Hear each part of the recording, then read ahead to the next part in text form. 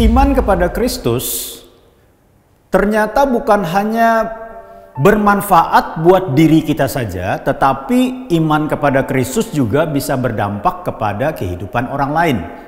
Saudara yang kasih dalam Tuhan, kalau saudara mempelajari di dalam Markus pasal yang kedua, di situ saudara menemukan orang lumpuh disembuhkan, di mana orang lumpuh disembuhkan bukan karena imannya saja, tetapi iman 4 orang yang membawa dia kepada Yesus.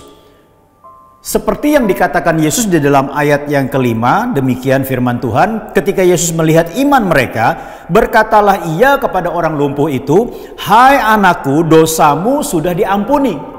Saudara yang kasih dalam Tuhan, saya percaya kita semua memiliki iman kepada Kristus. Kita juga beriman bahwa Yesus Kristus memberikan kita jawaban di dalam segala sesuatu untuk pribadi kita.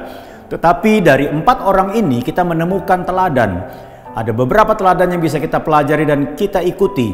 Yang pertama adalah iman mereka terarah kepada Yesus, di mana orang lumpuh ini dibawa kepada Yesus karena mereka tahu Yesus adalah sumber jawaban, Yesus adalah sumber mujizat, Yesus adalah sumber pertolongan, Yesus memiliki kuasa, Yesus berkuasa atas segala kelemahan dan penyakit.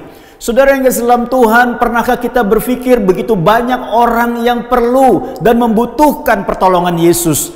Pernahkah kita juga mencari orang-orang untuk mendoakan bersama-sama supaya orang itu boleh mengalami jamahan Tuhan, pertolongan Tuhan, bahkan mujizat dari Tuhan?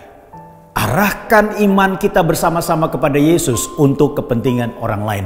Yang kedua adalah iman itu dipadukan dengan belas kasihan. Saya percaya saudara yang kasih dalam Tuhan, kasih kepada sesama menjadi dasar yang sangat penting terjadinya pertolongan, terjadinya mujizat, terjadinya kuasa Tuhan sampai kepada orang yang mengalami permasalahan.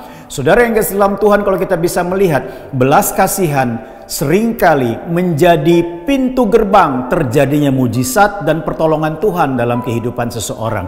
Kemudian yang berikutnya adalah mereka memiliki iman yang disertai dengan upaya. Ada kalanya banyak kendala untuk membawa orang lain datang kepada Kristus. Mereka secara bersama-sama mengupayakan supaya orang ini bertemu dengan Yesus, mengupayakan supaya orang ini mendengar berita tentang Yesus, mengupayakan supaya orang ini mendapatkan jamahan Yesus, sehingga orang ini, orang lumpuh ini mengalami kesembuhan. Bahkan bukan hanya kesembuhan, dosanya diampuni. Wow, luar biasa sekali.